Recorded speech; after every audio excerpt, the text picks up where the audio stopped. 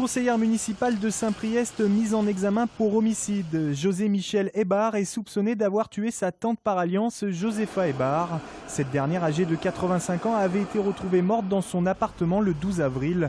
Les enquêteurs avaient d'abord privilégié la piste accidentelle avant que l'autopsie révèle l'intervention d'une tierce personne. José Michel Hébard avait été élu au mois de mars dernier sur la liste du maire Gilles Gascon. Rien ne pouvait laisser entendre, présager ce qui pouvait se passer. C'est malheureusement un drame familial, comme on peut en connaître malheureusement au niveau national. Nous respectons la présomption d'innocence aujourd'hui et effectivement nous sommes de tout cœur avec la famille de cette défunte. Aujourd'hui nous n'avons aucun contact, elle est en liberté conditionnelle et donc je pense que son avocat prendra contact avec la municipalité dans les jours qui viennent. Placée sous contrôle judiciaire, l'élu a dû quitter le département du Rhône. Pour l'heure, elle réfute l'accusation d'homicide. Son souvenir restera vivant chez les membres de notre Assemblée. Je vais vous demander une minute de silence. Hommage cet après-midi de l'ensemble des élus du Grand Lyon à Guy Fischer. Le sénateur communiste est décédé samedi à 70 ans des suites d'une longue maladie. Homme engagé, il aura marqué la vie politique de Vénissieux, ville où il fut d'abord instituteur, puis premier adjoint avant d'être élu sénateur en 1995. Un engagement inébranlable, malgré la fatigue au début de l'année. Il était encore présent sur le terrain pour soutenir Michel Picard lors des municipales. Notre dernier combat politique a été en mars 2014 pour les élections municipales où malgré la maladie, il s'est investi sans compter sur les marchés, dans la distribution de tracts, etc. Jusqu'au bout, il aura pensé à sa ville et aux Vénitiens. Salué par la gauche, mais aussi par la droite, Guy Fischer laissera à tous le souvenir d'un homme de dialogue et de respect. À l'occasion des débats au Sénat, on se croisait, on s'écoutait, on s'entendait, on se combattait, mais toujours avec un profond respect. Et voilà, c'est ça qui était important. L'aspect humain l'emportait aussi beaucoup. Forte émotion également à Vénissieux où un livre d'or a été installé à l'hôtel de ville ce matin.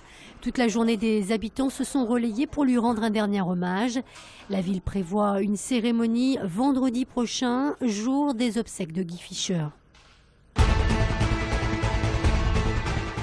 Désillusion pour le Loup et démonstration pour l'OL. Les clubs sportifs de l'agglomération n'ont pas connu le même sort ce week-end. Les joueurs de Team Lane se sont inclinés pour la première fois de la saison sur leur pelouse du Matmut Stadium.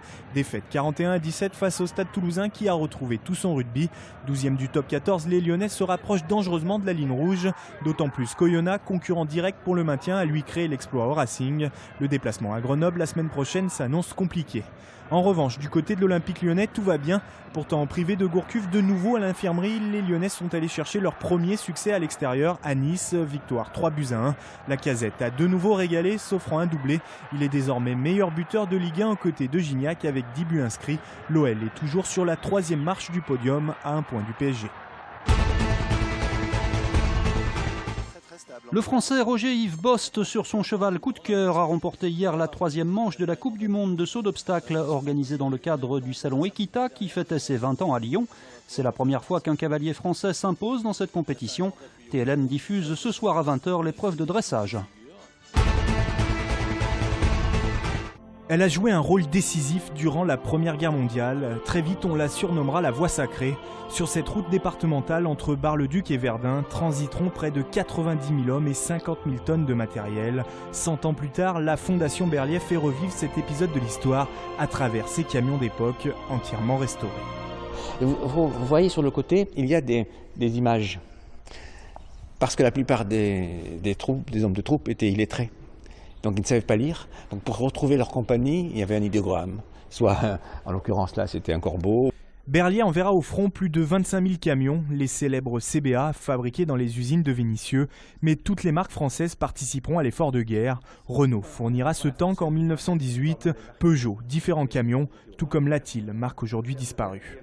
Des centaines de tonnes de marchandises arrivaient sur le front, les camions revenaient, la noria était parfaitement organisée et je pense que c'est le nombre de véhicules, leur solidité et la capacité de les gérer qui ont permis d'accélérer la victoire en quelques mois.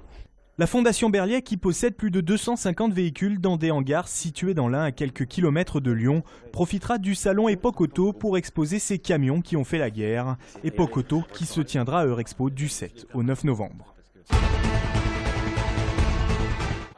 C'est une dénommée Jennifer qui écrit « Aujourd'hui, j'ai appris que mon surnom au boulot était la molaire. Parce que je suis la grosse du fond. » Christelle Cholet sur scène, c'est un mélange explosif de musical et de stand-up. Son premier spectacle, L'Empiaffé, a été vu par 500 000 spectateurs. La blonde, toujours en short, revient aujourd'hui avec sa dernière création. Les nouvelles technologies, la vie de couple, rien n'échappe à sa gouaille, comme dans son sketch intitulé Le mariage à points. Vous connaissez le mariage à points? C'est moi qui l'ai inventé. C'est comme le permis à points. Vous donnez un capital de 12 points à votre mari. Si vous saoule, il perd des points. Quand il a plus de points, il dégage.